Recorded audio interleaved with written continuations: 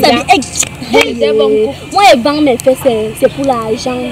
Je ne vends pas mes fesses pour vendre. Je vends mes fesses, c'est pour mon argent. On lèche ma chatte, c'est pour mon argent. Hey!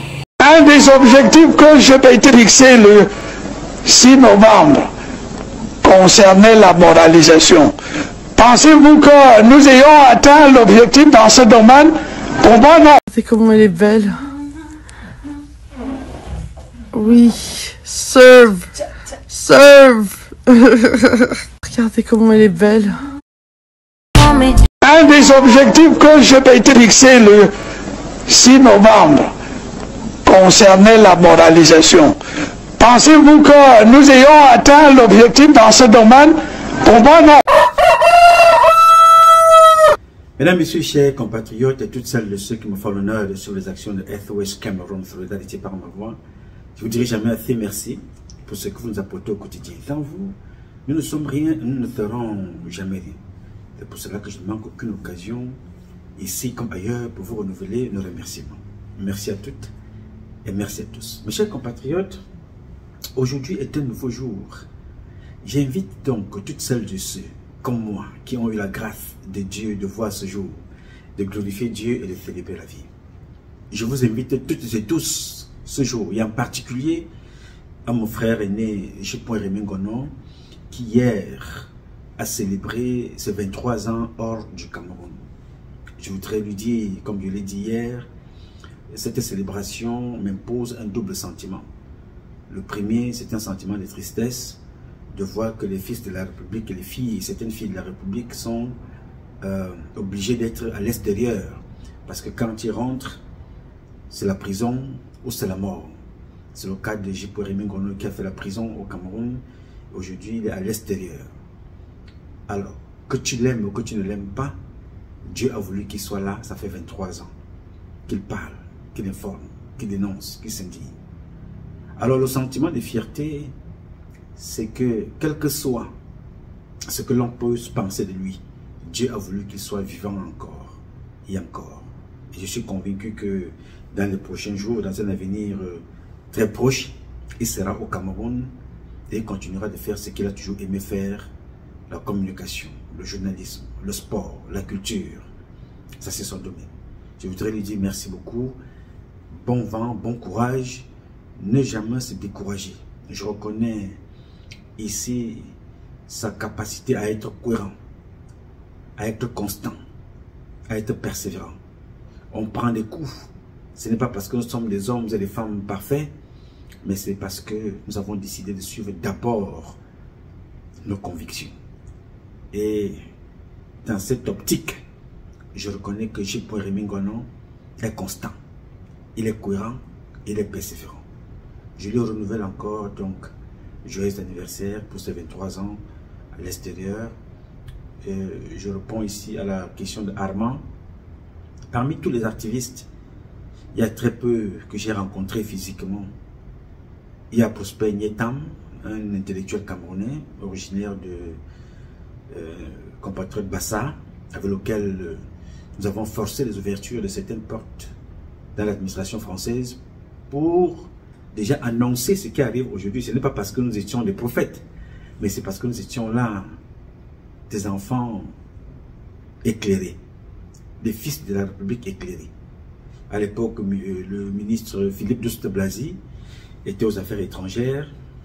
Je pense, si ma mémoire ne me joue pas de tour, nous avons été reçus là-bas par certaines personnalités dans son département. Nous avons été reçus parce qu'on dénonçait des gens. On disait aux Français qu'attention, votre comportement là, si vous ne changez pas, ça va vous jouer des tours dans 20, 25 ans.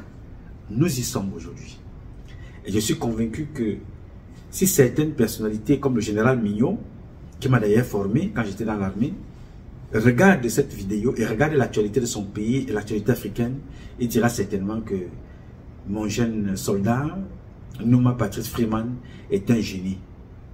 Parce qu'à l'époque, je disais déjà au général Mignot, mon général, la politique française en Afrique n'est pas bonne.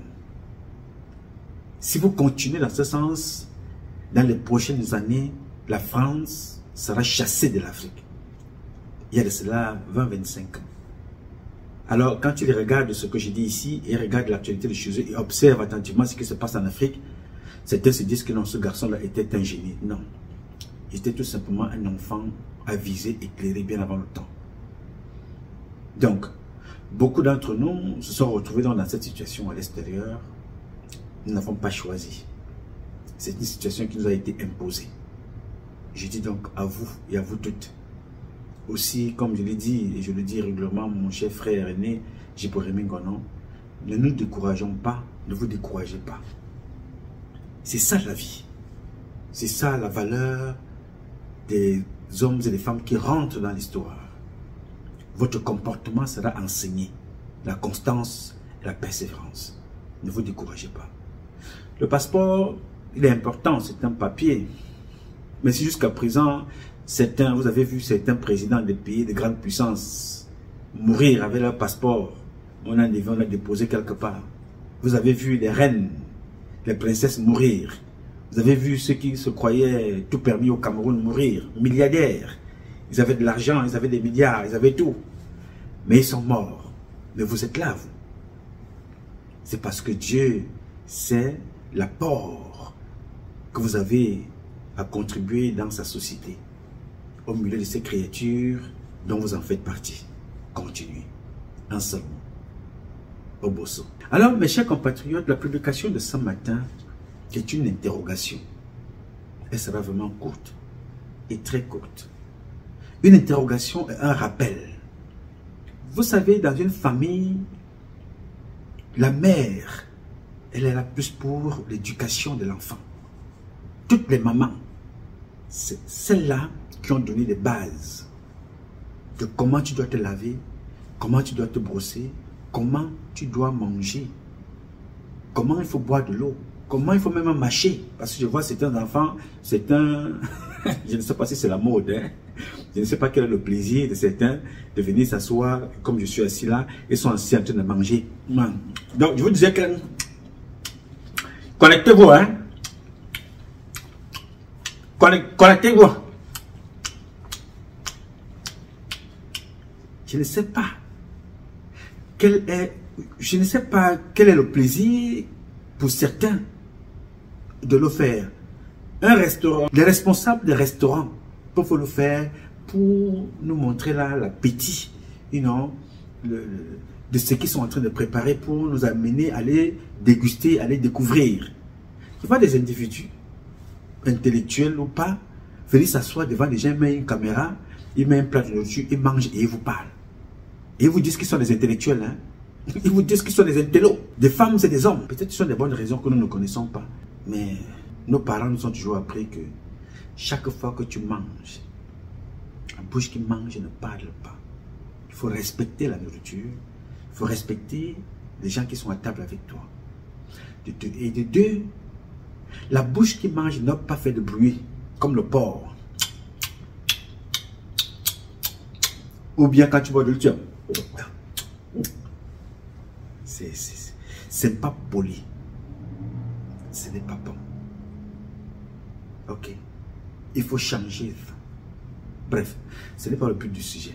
Alors, je voudrais très rapidement ici vous dire que l'éducation est donnée par la mère. C'est la mère qui t'apprend à te laver, à te brosser les dents, à t'habiller, comment tu dois être soigné, à nettoyer tes chaussures, à ranger ta chambre, à faire tes devoirs. Le père est plus là pour l'autorité quand tu ne veux pas écouter. Je ne veux pas dire qu'il est épargné de l'éducation, mais à 80%, c'est toujours la mère. C'est les mamans qui éduquent. Une maman, une fille qui a été élevée sans sa mère, c'est quelque chose de très dangereux et de très délicat. Alors, c'est le cas de la publication de ce matin. L'éducation de Brenda par sa mère et l'absence de Brenda aux côtés de sa mère, ou bien l'absence de la mère de Brenda aux côtés de Brenda. C'est une évidence que tout le monde voit. Mais ce n'est justement pas ça qui va m'intéresser. Son éducation est ratée. On a vu ça. Mais ce qui m'intéresse le plus ici, la question que je voudrais poser à vous autres. Moi, je me suis posé cette question. J'ai trouvé des réponses. Elles sont les miennes. Pourquoi Chantal Pelchere Biya se donne toujours le plaisir de se prendre en photo aux côtés des prostituées que sa fille récupère dans les réseaux sociaux. Je vais reprendre la question. Pourquoi Chantal Biya, épouse du président Paul Biya, la mère de Brenda Biya, prend-elle un malin plaisir à se filmer avec des prostituées que sa fille récupère dans les réseaux sociaux? Sachant très bien que, d'un côté, chez nous, le sodomifiant est condamné à la loi. Ce n'est même pas par son mari. Il a trouvé cette loi-là. Ce n'est pas par son mari. La loi camerounaise condamne le sodomifiant. Chantal Biya connaît ça. Pourquoi Chantal Biya fait-elle toujours l'effort de se filmer avec les prostituées que sa fille récupère dans les réseaux sociaux? Sachant très bien que le mot sodomifiant est condamné au Cameroun. Pourquoi fait-elle cela? C'est la question que je me suis posée et c'est la question que je vous pose aussi. Je veux bien comprendre qu'une maman, que sa fille ou son fils soit fou ou sa fille soit folle, la maman abandonne difficilement son enfant. Je comprends que Chantal Biya, quel que soit l'état de santé de sa fille, que nous connaissons fragile, pour nous, nous savons qu'elle est fragile, elle a une santé fragile. Mais pour ses parents, c'est une santé fragile organisée. Je comprends donc que sa maman soit toujours à ses côtés, en cette période-là. Mais quand sa maman connaît que sa fille est mentalement instable, une santé fragile, et que Chantal Biya fait toujours l'effort de se présenter avec cette fille-là publiquement, mais accompagnée de prostituées que cette fille-là récupère dans les réseaux sociaux, c'est ce que je ne comprends pas. Souvenez-vous qu'avant, celle que vous avez vue, avant Moustique, avant Spaghetto, on l'appelle celle-là Moustique Spaghetto. Avant Moustique Spaghetto, il y avait d'abord cette fille-ci, que Chantal Biya dansait avec elle. Et sa fille nous faisait comprendre qu'elle sort avec cette femme-là. Elle faisait des cadeaux que les Camerounais n'ont pas. Elle prend l'argent des Camerounaises et des Camerounais pour offrir des cadeaux à son épouse. Parce que c'est Brenda Biya, j'allais dire c'est Chantal Biya. En fait, je ne sais pas pour son cas. Mais c'est Brenda Biya qui joue le rôle de l'homme dans la relation. Elle va chercher les prostituées, elle les finance. Et elle-même, elle le dit. Il n'y a pas que des prostituées femmes. Elle dit que si un homme veut sortir avec elle, tu donnes d'abord 20 000 €, tu poses là au sol. Avant quoi que ce soit. Elle va chercher des hommes dans des hôtels, dans les réseaux sociaux. Elle vient vous le dire régulièrement. Story time. Là, alors vous allez être servi pour mon story time. Parce que quand je vous dis que je n'ai pas de chance en amour et que je n'ai pas de chance avec les mecs ici dehors, on ne va pas me croire. Pourtant, c'est la vérité, hein, moi, je vous jure. Donc là, vous voyez, là, il est 4h58 et je viens de rentrer de mon escapade de nuit. Pour ceux qui me follow sur Snapchat, j'ai posté, je sais pas, à 4h que je sortais et tout. Et donc, en fait, c'est parce que j'allais voir un mec que j'ai rencontré sur Bumble, en fait. Donc, le mec, je match avec lui aujourd'hui. Et en fait, le truc, c'est qu'il vient pas de Genève, il est américain. Et il avait mis sur son profil qu'il est là pendant une semaine et il va repartir. Du coup, quand je match avec lui, j'essaie de faire la conversation, je dis jolie photo et tout. Il me dit, je quitte Genève dans quelques heures, viens me rejoindre. Je suis d'abord genre... Après, j'ai dit, ok, vas-y, je viens. Tu pars à quelle heure? Il me dit, je pars à 5h. Je dis 5h du matin. Il dit oui. Moi, j'étais déjà dans mon lit, que je savais que j'allais roupiller d'un moment à l'autre. Et j'étais genre, ok, il fait 1m92, il est plutôt pas mal, plutôt beau gosse. Il a l'air d'être bonne vibes et tout. Et en plus, j'étais dans mon lit, j'avais trop rien à faire. Et j'étais d'humeur spontanée, on va dire ça comme ça. Tout le monde sait que je prends énormément de temps à me préparer. Ça. Mais bon, vu qu'il voyageait... Mais bon, vu qu'il allait voyager super tôt le matin pour rentrer, je sais pas, aux États-Unis, je me suis dit, vas-y, je vais me préparer rapidement. Et quand je vous dis, je vous jure, je me suis préparée à la vitesse de la lumière. Je me suis jamais préparée aussi rapidement, voilà. Ouh, bon. Je me suis douchée, je me suis maquillée, je me suis habillée, puis réhabillée parce que j'aimais pas ce que je portais. J'ai sauté dans la voiture et je suis allée directement à l'adresse qu'il m'a donnée et tout. Et genre, comme je perdais du temps, bon, je perdais pas de temps, mais bon, il m'écrivait, il me disait que I'm leaving at 5, hurry up, babe. Donc j'ai dit, ok, vas-y. Il m'a écrit, hurry up, babe. Ah, vas-y, je me dépêche. Bon, bref.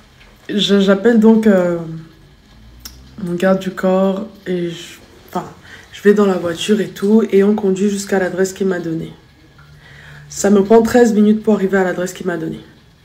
J'arrive à l'adresse qu'il m'a donnée, il me dit on va chiller dans ma voiture, à moi parce que lui il est dans la voiture avec son chauffeur, il veut pas que son chauffeur s'énerve.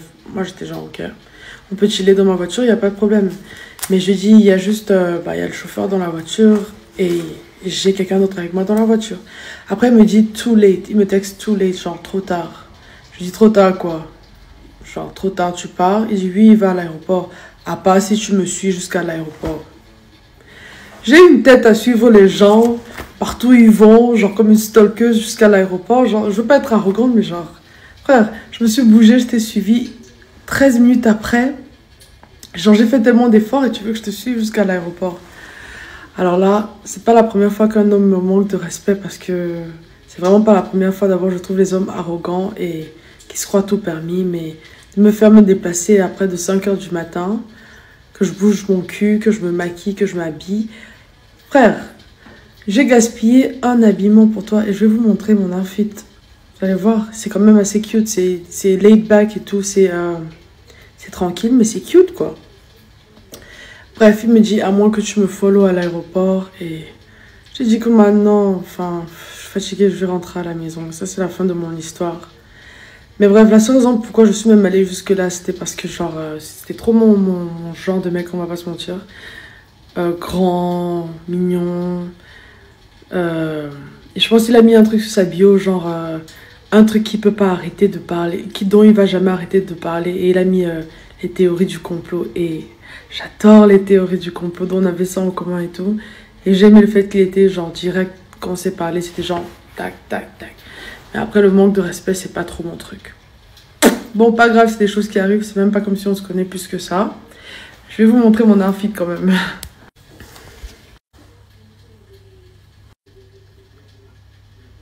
J'ai mon petit sweat assorti en bas. Ouais, je sais pas bien d'être poisseuse dans la vie, hein, moi je vous dis. C'est grave, n'est-ce pas? Mais ce qui est plus grave, c'est que sa maman est bien consciente de la situation. Mais chaque fois, elle vient se mettre en scène avec sa fille et accompagnée de Maboya. Mais ma question est la suivante. Quand elle se tient à me mettre en photo comme elle est là, maintenant là, je veux comprendre quel est le message que Chantal Biya passe à la jeunesse camerounaise. Est-ce un mépris pour son propre mari, Paul Biya? Est-ce un mépris pour le rôle qu'elle joue aux côtés de son mari en sa qualité de première dame? Est-ce un mépris pour les Camerounaises et les Camerounais? Est-ce tout simplement de l'ignorance? Est-ce la bêtise qui caractérise le club des bêtisiers? Je veux comprendre. Se reconnaît-elle dans le comportement de la débauche à travers sa fille ou à travers ses filles que sa fille recrute dans les réseaux sociaux? Est-ce que Chantal Biya est mentalement instable? A-t-elle un problème psychologique? Est-ce que Chantal Biya confond la présidence de la République du Cameroun à un bar ou une discothèque appelée encore boîte de nuit? Chantal Biya est-elle consciente de l'impact que son comportement a au sein de la société camerounaise? Est-ce que Chantal Biya est consciente de l'impact que son comportement a au vu de la communauté internationale, de ceux qui nous regardent, de près ou de loin? Je veux comprendre ces comportements. Alors, vous comprenez donc que ça, c'est des questions que je me suis posées. J'ai trouvé des réponses. À chacun d'entre vous de trouver des réponses à son niveau. Vous comprenez donc pourquoi est-ce que la prostitution a pris de l'envol au Cameroun. Il y a les prostituées d'État, il y a les influenceuses d'État, à cause de ces comportements. C'est-à-dire, on a dit en Europe, notamment en France, à Chantal Biya, que ta fille que tu vois là, c'est elle qui doit être l'égérie des Jeux Olympiques en France. Ton mari, il faudra l'amener ici, de gré ou de force. Parce que Paul Biya, n'en déplaise à certains, ce monsieur-là n'a plus tous ses sens. Ce n'est pas possible que pour un être humain de plus de 100 ans, de son vrai âge, et de l'âge que nous connaissons, parce qu'à l'époque, il fallait mettre la main au-dessus de la tête pour toucher l'oreille, pour qu'on définisse ton âge. Donc, en réalité, Paul Biya a dépassé 100 ans, ce qui est une très bonne chose. et rentre dans le livre des records.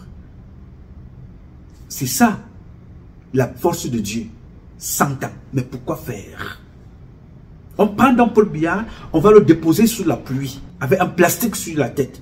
Et vous observez le timing, pendant que Paul Biya est là avec le plastique sur la tête, Brenda Biya est dans les médias français, le Parisien, en train de dire qu'il faut que son père légalise le sodomifiant. Chantal Biya est là. Les deux photos que vous voyez là. Ici, Paul Biya était surpris de voir qu'on lui ramène le plastique qu'il va mettre sur la tête. Il regarde comme ça, comme vous voyez là. Et là, Paul Biya a déjà le plastique sur la tête.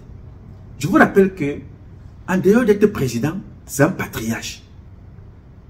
Donc c'est pour vous dire là, comment ces gens n'ont pas, ils n'ont pas encore mesuré le rôle qu'ils ont eu au Cameroun depuis 43 ans. Ils ont donc bafoué les valeurs culturelles, ils ont piétiné les valeurs éducationnelles, ils marchent sur les valeurs traditionnelles. On ne respecte plus rien. Vous voyez donc des jeunes filles aujourd'hui, la mode c'est venir montrer des fesses à la télévision. Ce n'est pas nouveau. Le sodomifiant de Brenda, vous avez vu avec la femme qui était capitaine de l'église de la Fédération camerounaise féminine de football, était capitaine des Lions indomptables. Où s'appelait c'est Ngalambi. C'était quoi son nom? Hein? Ngalamoui. Voilà. Merci. Elle s'appelait Ngalamoui. Cette femme-là. Elle s'appelait Ngalamoui.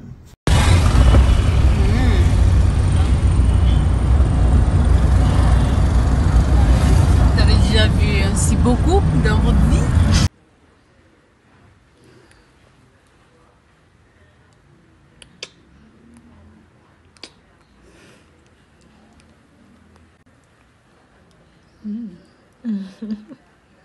Vous avez vu ces vidéos?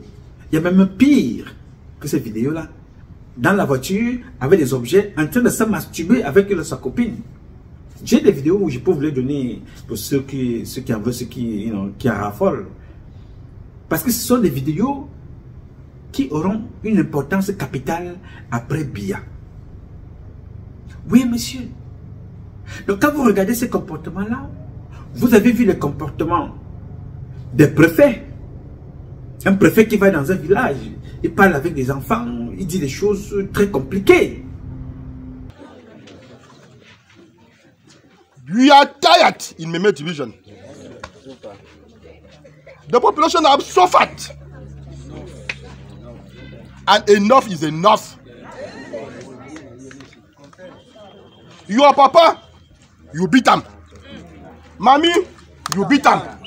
The wife of your father, you fuck up. You back. I am tired. Un des objectifs que je m'étais fixé le 6 novembre concernait la moralisation. Pensez-vous que nous ayons atteint l'objectif dans ce domaine? Pour moi, non. Voilà. Vous avez vu tous, ils sont nombreux comme ça. Alors, quand vous avez la tête qui est pourrie, comment voulez-vous que le corps du poisson soit en bon état? Ces comportements-là, on les aligne comme ça. Des commissaires qui font des batous dans les bureaux. Ça part de la tête. Dans la famille de Chantal Biya, on ne vit que ça.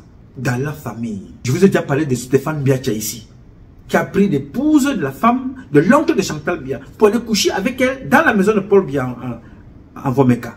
Est-ce que ça les dérange? Vous savez, les conditions ont plusieurs formes. Il y a ce qu'on appelle le rituel public de l'humiliation. Chantal Biya doit danser partout, pendant que sa fille va s'exposer partout. Quelle que soit la situation, Chantal Biya va danser. La plupart du temps, quand vous trouvez Chantal Biya dans une posture normale, c'est qu'elle est derrière son mari, en rouge. Bon, aujourd'hui, elle a changé un peu le rouge. Elle a mis le blanc, et le rouge domine. Elle a mis le blanc qui domine, mais le rouge est toujours présent. Ce sont des conditions.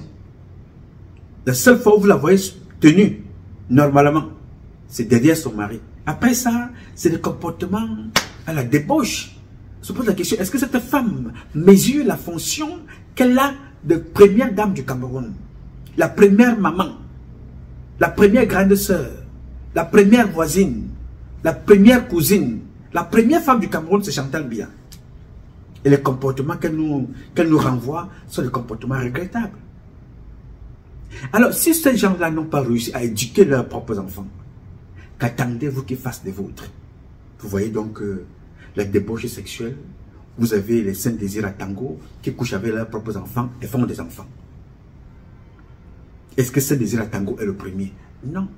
Vous avez l'ambassadeur du Cameroun au Vatican, Antoine Zanga, qui couche avec ses propres filles et fait des enfants. Couche avec sa nièce, 2 fois ils ont sorti le fœtus, ils ont consommé et il a tué la nièce par la suite. Vous avez Bargombois, qui faisait les patous avec son épouse et même avec des hommes d'église. Pourquoi tue-t-elle sa femme? Il a tué son épouse, pourquoi? Parce que cette femme-là a refusé que Bargombois couche avec les bébés. Il a dit, ok, comme tu refuses, en gros de chou pépé. Il a appelé des policiers, il a appelé des gendarmes, il a appelé des militaires pour venir tirer un petit bout de femme au sol pour aller la tuer à l'extérieur. Les autorités étaient au deuil. Parce que là, ils ont servi leur proie, enfin, à Satan, à leur hégémon, à leur égrégore. Et ça continue. Qui est Bargombois? Bargombois est le conseiller spécial chargé des missions de Paul Biya, le président de la République. Oui, monsieur. Mbargoudjoui, celui du commerce, pareil, dans le même cadre. Ferdinand Gongo, pareil, dans la même sauce. Alors, quand vous regardez ces gens-là, j'ai entendu quelqu'un dire un jour, je ne sais pas si je peux retrouver la vidéo, je pense que c'était Blaireau Niamek, qui disait que les autorités camerounaises n'ont pas aidé Paul Biya à éduquer ses enfants. Bon, vraiment, je vais dire, avec tout le respect que j'ai pour mon frère Blaireau, vraiment, je ne partage pas cet avis. C'est-à-dire, c'est quelqu'un d'autre qui va éduquer les enfants de Paul Biya à sa place, parce que lui, il est président. J'ai vu des chefs d'État accompagner leurs enfants à l'école. J'ai vu les enfants d'Amadou Ahidjo. J'ai vu les chefs d'État accompagner leurs enfants à l'école. Pas seulement aux États-Unis, ce n'est pas seulement une histoire de caméra. Mais il faut que tu te dises qu'il faut que tes enfants soient des exemples à dire. Quand ton enfant est à côté de toi, quand tu parles, on dit voilà, la fille du président, elle est docteur. Hein? La fille du président, elle est psychologue. La fille du président, elle est infirmière. La fille du président, elle est ingénieure. La fille du président, elle est une femme d'affaires qui a réussi dans le cacao, dans le café, dans l'agriculture. La fille du président, elle a une grande fondation. Ici aux États-Unis, le pays qui a bien voulu m'accueillir, il y a un monsieur ici qui s'appelle Bill Clinton. Ils ont un seul enfant, une fille. Et ils ont une fondation. C'est cette fille-là qui gère la fondation de ses parents avec son mari. Ils sont toujours casés quelque part. Le nôtre, c'est avec... il faut qu'elle suce les fesses des femmes. Et on va dire que c'est la faute des ministres qui sont instruits à détruire, mais qui vont prendre le temps pour aller éduquer les enfants de Paul Biya. Ce que Blaireau ne sait pas, c'est que plus Brenda Biya se comporte ici, mieux ceux qui sont autour d'elle se portent. Elle vous a fait comprendre qu'elle ne travaillerait plus dans les réseaux sociaux. Pour elle, c'est une mission de faire tout ce qu'elle fait là. On a renversé son cerveau pour jouer à la bête et elle est devenue bête à force des médicaments et la transformation satanique. Elle est dans les réseaux sociaux pour faire ce qu'elle fait là. Elle a été sacrifiée pour. Qui va venir éduquer cet enfant? Parce que plus elle se comporte comme ça, mieux ceux qui sont avec son papa se portent. Il faut débloquer de l'argent pour la soigner. Non, la situation est devenue grave. Il faut débloquer. Là, vous connaissez l'unité de vol au Cameroun. C'est le milliard. Elle arrive au Cameroun avec des prostituées qu'elle a récupérées comme ça dans les bars et les boîtes de nuit. Elle vient avec eux au Cameroun. Elle vient avec des prostituées au Cameroun. Elle vient avec ces prostituées-là au Cameroun. Elle est à garder. Elle est sécurisée. Le cordon de la police l'accompagne. Avec des prostituées qu'elle a récupérées dans les bars. En Europe, elle vient avec. Et on va aller demander au ministre de venir éduquer. Quand on n'est pas d'abord capable de sanctionner, de condamner des comportements. Non, cette fille-là vient avec des prostituées au Cameroun. Personne ne se lève et vous demandez que ce sont les ministres qui doivent éduquer les enfants de Paul Biya. Pendant ce temps, Paul Biya lui-même dort, il se gratte les couilles. Le pays sombre. Les ministres sont en train de contribuer à la dégringolade, à la descente aux enfers du Cameroun. Et on demande aux ministres, non, les ministres ont laissé les enfants de Paul Biya, ne les ont pas éduqués. Ok, si Paul Biya n'arrive pas à éduquer 3 enfants ou 2, et on attend que Paul Biya éduque 35 millions de Camerounais qui sont devenus dans l'alcool, la dépravation sexuelle, le banga, le porte-monnaie magique. C'est-à-dire, on va sur le porte-monnaie magique. Il faut aller chercher l'argent facile. Ce sont comme ceux qui vont dans le cimetière, ils vont demander à l'au-delà, aux ancêtres aux ancêtres morts, ce que les vivants peuvent vous donner. Ils sont dans les cimetières. Alors que tout ce que vous allez demander là-bas, vous avez ça ici, mais vous refusez la voie de l'effort pour chercher la voie de la facilité. Vous devenez donc des brindas, ce que j'ai appelé la famille maudite au paradis. C'est-à-dire, vous avez tout, mais vous échouez. Donc, c'est ce que j'ai voulu partager avec vous, tout simplement. Que vous avez vu un monsieur de 100 ans et poussière qui a échoué, pourtant il avait tout. Et il va continuer à être là. Pourquoi on continue comme ça de subir ça?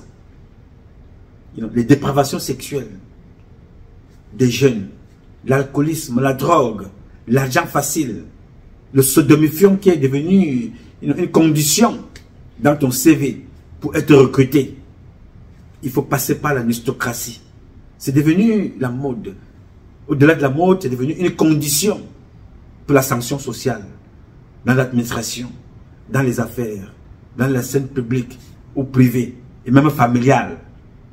C'est devenu normal qu'on impose ça aux enfants.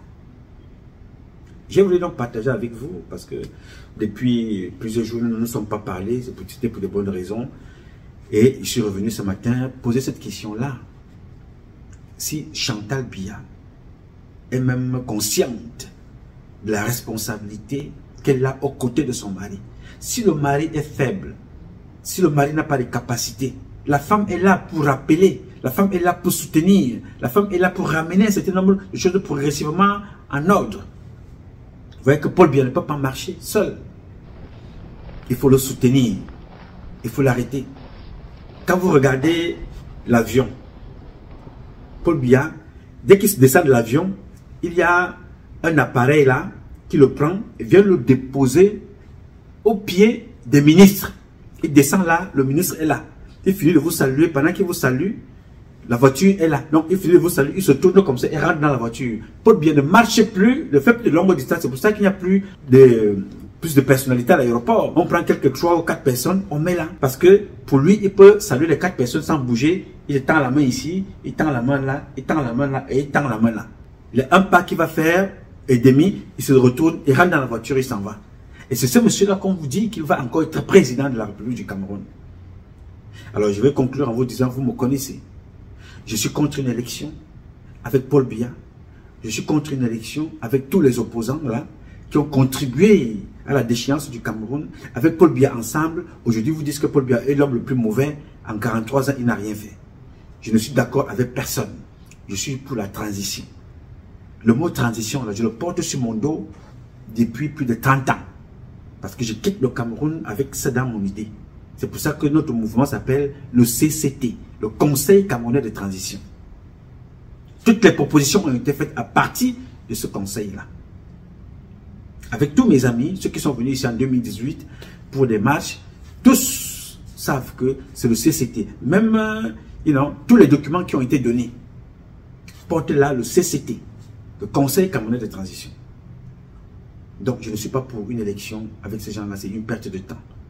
Alors, je voudrais rappeler que ce que Paul Biya gagne en volant avec la faute comme ils l'ont fait depuis des décennies, c'est des autres qui feront appel. Si Paul Biya perd, il fera toujours appel au désordre parce que ceux qui ont déposé sa candidature ne se laisseront pas faire parce que sa candidature est là pour protéger les biens malhonnêtement acquis des faucons, de la pètre qui est autour de lui. Alors qu'il faut qu'il se prépare aux conséquences. Il a été prévenu qu'il faut éviter ça, mais il n'a pas écouté, comme d'ailleurs personne n'écoute au Cameroun. Alors mes chers compatriotes, c'est ce que j'ai voulu échanger avec vous.